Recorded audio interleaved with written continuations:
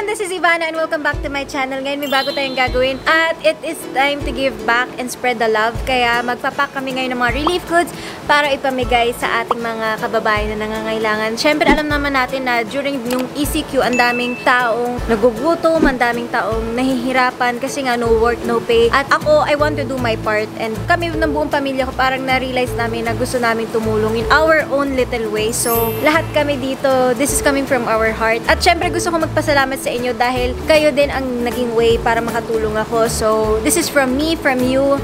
Jan, ikaw na nanonood, salamat sa'yo and God bless us all. Let's pack. So ayan, meron tayong mga bigas, dilata. Banis, bakit naman itong macho mama na? Mga banis! Yan ang otak. Uy, wag mo pagbuhatin si mama. Ma'am, stop. Stop. Stop, look, and listen. No! You sit there. I will just...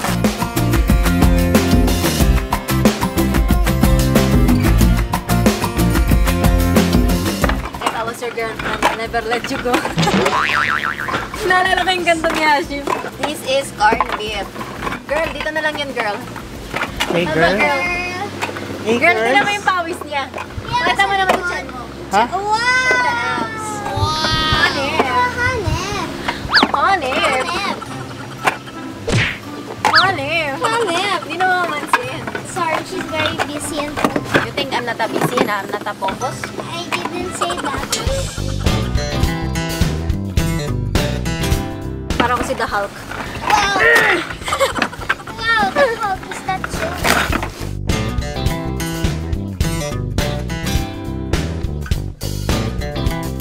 So, do you want me to happy? Just know that you will never stop me. Kung pamihanip na hanip. Sira yung corn. Sabi ko na Barbie eh! Barbie! Sabi ko na. Barbie! Hanip. May bakit tayong word of the day?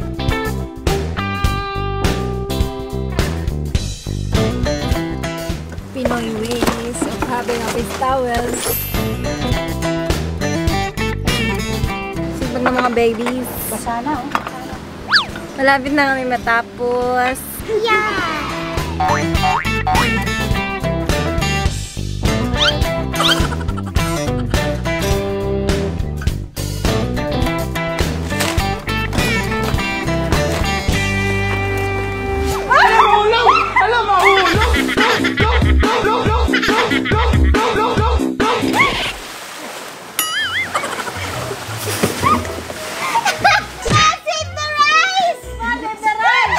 Ma'am, the rice! Tawa-tawa ka dyan, ligtas mo! Ma'am! Ligtas mo! Not deep po! Sayang yung Tuwag! Kuya ka! The real! Yung bigas na niligtas mo, dapat ako! Alam na, log! Dapat ako niligtas mo, yung bigas! Hindi ako marunong lumangoy! Si kuya, hindi ako yung diligtas, yung bigas. Ay, hindi ako itong hindi marunong lumangoy. Laglag ka, girl. Sino yung pinakamabait na anak? Hindi man lang tumulong. Hindi man lang, hindi kasi ako marunong lumangoy, guys. Happy ka, ma'am? Swimming siya bigla. Girl, kailangan natin mag-impake, girl. Yung face towel mo, ma. May treasure. Kunin mo na, ma'am! Wala mo. Kunin ka. Ay, nako. Sa sobrang kabado nilaglig yung face towel. Para siya yung ano, sa Titanic. The treasure. That is what you are.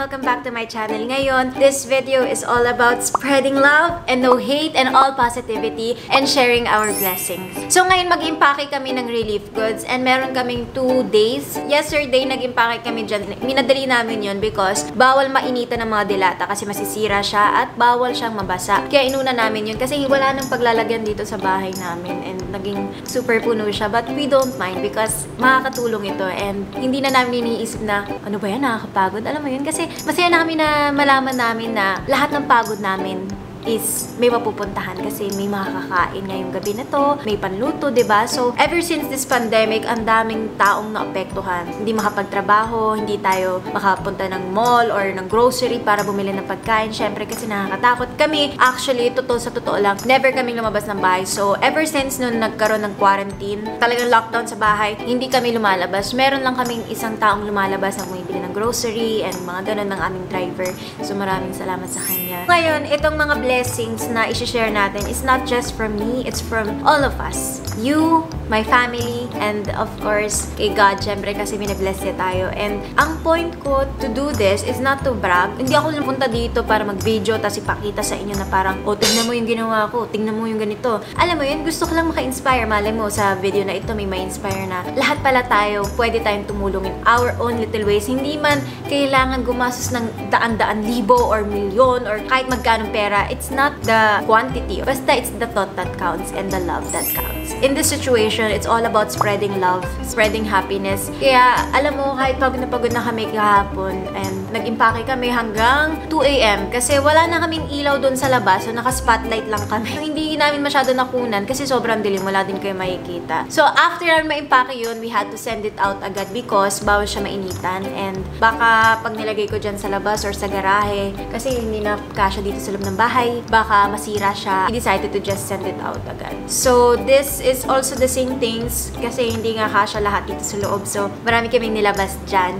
And then, dito naman. So, ngayon, mag-i-impake ulit kami ng second batch para sa ating mga kababayan. So, this one is going to go to Taguig area, Mandaluyong area, Quezon City, and Cubao. So, yung 4 na areas for today. And, of course, itatry namin kung meron pang matitira to Parañaque area. Pero, syempre, gusto ko din makatulong sa labas ng Manila. And I'm encouraging all of you guys dyan sa inyong mga bahay to help out in your own little way. Alam kong pag nagsama-sama tayo, kayang-kaya natin malampasan ito. So, para sa akin, gusto ko makatulong. Ayokong mag-hate ng tao or mag-bash ng kahit sino. Basta ang importante, makatulong ako sa ating mga kapwang Pilipino at sa mga nangangailangan ngayon. Alam mo yun, di ba? Parang kung kayong pamilya lahat eh. And the more you give, the more you will be blessed. Walang naghihirap. Hi. Your sharing is caring. Hello. Wow. Pero in fairness din naman sa kanya, kahit nahihilo siya kahapon sa pagpapak namin, ayaw na niya akong kausapin. Ayaw na din niya mag-video, kaya wala na din kaming film. Wala kaming footage ng mga pag-iimpake dun sa bag. Kasi parang naging robot na siya. Tapos lahat kami dinididmaday talaga. Nag-attitude talaga si Inday. Sabi niya, hello na ako. Wala na akong sugar. Sabi ko, kaya ko to. That's good. At least at a young age, alam mo, marunong na siya sa buhay na sa mga taong nangangailangan. What can you say to the other people to inspire other people in their own ways? Hindi man malaki, pero the thought, alam mo yun? It's the thought that counts and you tried to help. Ini-English mo, translator ka ba? But yeah, we're going to be packing again now. Yes. Magandang pakinggan. Let's go to packing day number 2. Alright, let's go. Spread love. Yes, not hate.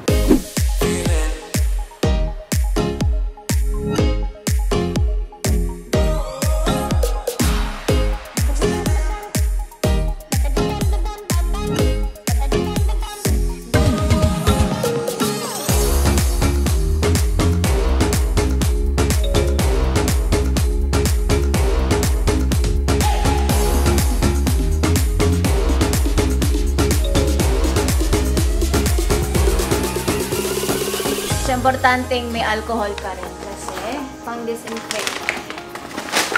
Tsaka lagi siyang sold out, tapos hindi ka makakabili ng ano. Kaya nakaswerte tayo, nahanap natin sa distributor mismo.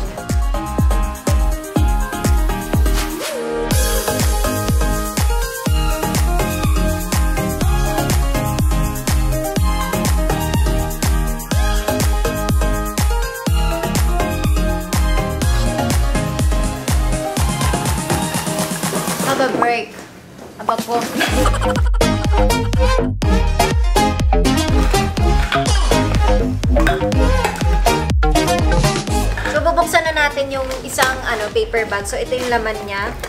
Meron tayong 2 sardinas. Siyempre, may bigas na 5 kilogram galing kay Doña Maria. Meron 2 Vienna sausage, 2 corned beef, 2 sisig, at 3 beefloaf. At syempre, meron ding alcohol. So, yan ang laman ng ating mga bags na ipapamigay natin.